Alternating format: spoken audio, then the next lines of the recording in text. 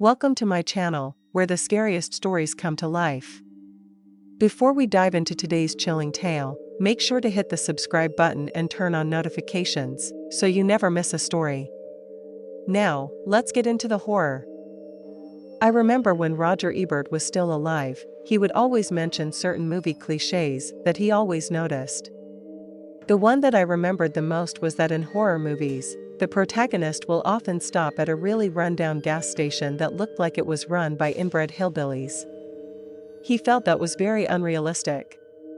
Now, while I think that may be mostly the case, I've seen some pretty awful gas stations in my day. This took place in the 70s. I had rented out a cabin to spend a week's vacation in. Oh yeah, this was also before all those movies came out with the cabins in the woods and all that. I thought I'd get away and work on some poetry in the comfort of nature. The only problem was that I got lost on a lot of the roads that got you off the main road. They were unnamed mostly. And the one I was looking for, I also found out, was one of those unnamed roads. So I ended up being lost for a couple of hours down a road that had a sign that pointed me to a gas station. When I pulled up to the station, I was immediately nervous. It was exactly like the sort of thing you would see in a scary movie. It was just a rundown shack, really, with one dirt fuel pump. At first, I thought it was abandoned, but then I noticed an old man in a rocking chair on the porch. I figured the man would at least be able to give me some directions, so I parked on the side so as to not block the way. I got up and walked to the porch, asking the old man if he worked there. He gestured for me to walk into the building, and I did so. I was actually shocked that such a place could even exist in real life. The walls were evidently actually rotting. They actually had a small sandwich case as well. I wouldn't have thought anything of it, except that they were giving it to me for free. They also had a cooler with drinks and lots of candy and chips. At the counter was a very creepy-looking individual whose clothes were very dirty and had an ungroomed beard as well. One of his eyes was closed, which I later learned was because he did not have an eye in that socket. I went up and asked him if he knew where the road I was looking for was. He scowled and asked if I was going to buy anything or needed some gas. I told him I'd probably pick up a drink, but more than anything, I needed some directions. I explained where I was going. The man seemed familiar with the area, so he told me how to get there. I thanked him and left, completely forgetting I told him I was going to buy something. I heard him swearing under his breath. I tried to hurry and get away from the place. Maybe it was rude that I didn't buy anything, but I just felt uncomfortable when in there. When I got outside, I noticed two things immediately. First, the old man in the rocking chair was no longer there. Second, he was over at my car door, which was now open. He was rummaging through my things. I figured that was why the cashier was upset I had left immediately without buying anything. His friend was apparently trying to rob me. I yelled at the guy and approached him. He heard me coming, though, right when I was about to grab him and pull him away from my car. He reached out and slashed me with a pocket knife. It hit me right on the arm. I yelled and gripped my now bleeding arm. He now had something in his hands from my car. He took it and ran back to the store. I decided I needed to get the hell out of there. I'd have to find a hospital as well. I got in my car and drove off. It only took about 20 minutes, though, before I saw a police car behind me. Its lights and sirens went off. I pulled over, and the officer got out of his car and ordered me to get out of mine with my hands up. I didn't know what that was about, but I did what I was told. I yelled at him and said I needed to get to a hospital because someone had attacked me with a knife. The officer arrested me without telling me anything. He took me to jail, and I was in a cell for several hours before anyone told me what was happening. Apparently, right after I left that gas station, the worker had called the police and told them I had robbed them. That's when they confronted me.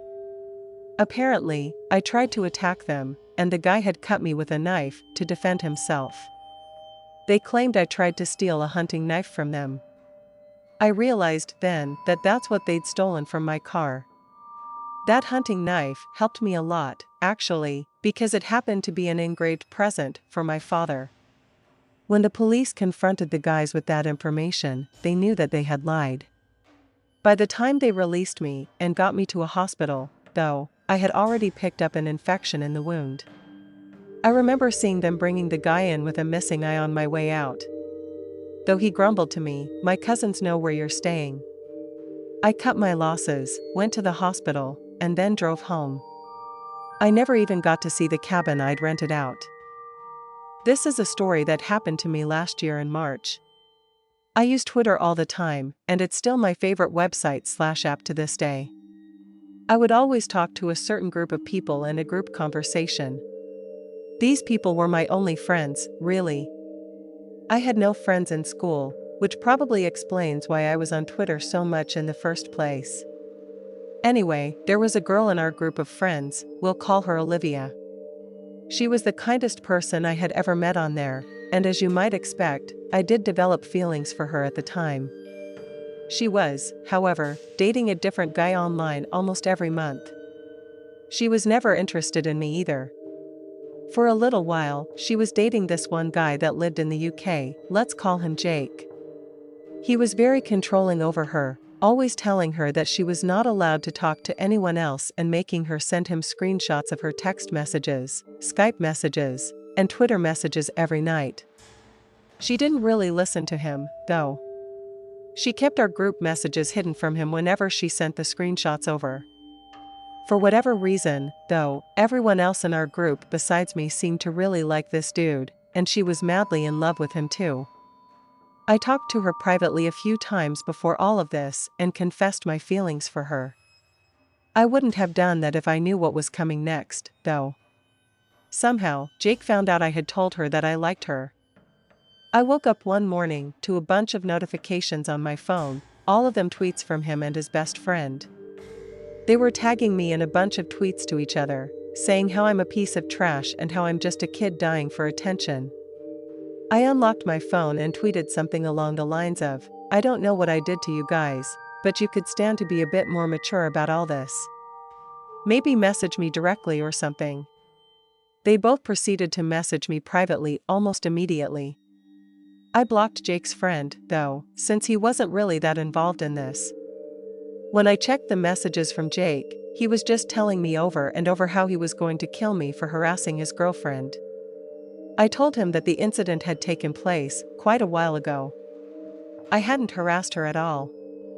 In fact, I'd barely talked to her since they'd started dating. The next part is what really made me scared, though. His next message said, "Your address is this, right?" followed by a picture of my actual house. I blocked him and took my phone outside. I grabbed a hammer out of my garage and broke it to pieces. I'm not sure why I decided to do this. I guess in the heat of the moment, it made me feel a lot more safe. I mean, there's no way he would actually come to my house, right?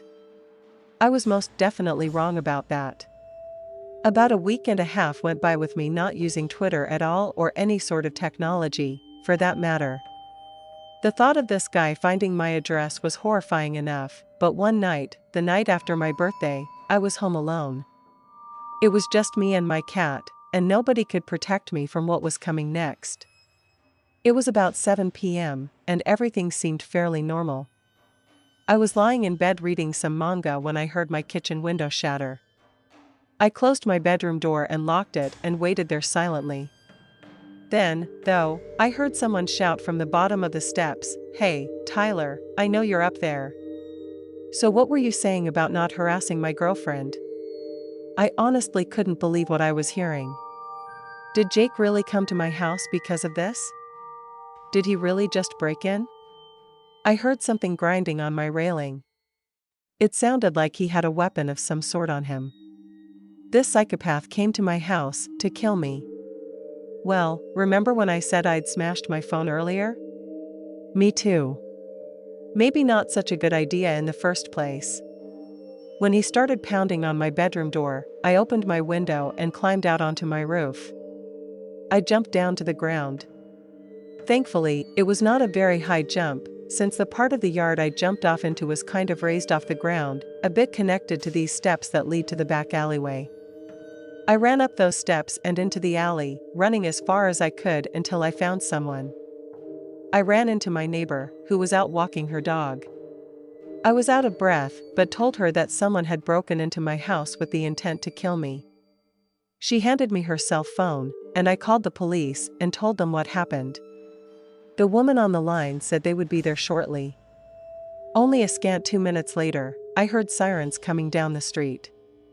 My neighbor and I slowly walked toward my house, where a police officer greeted us.